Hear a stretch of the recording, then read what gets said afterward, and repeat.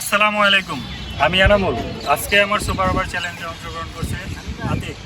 খুব ভালো একজন অলরাউন্ডার, ব্যাটিং করে, ভালো ব্যাটিং করে, বোলিংও করে। তো দেখা যাক কি হয়। তো আতিক, কিছু বলো। তো বড় ভাইয়ের সাথে খেলা, তো দেখা যাক জিতি নাকি হারি। তো ভিডিওতে দেখতে পাবেন সবাই। তো শেষ পর্যন্ত দেখুন, তোমার জন্য শুভকামনা।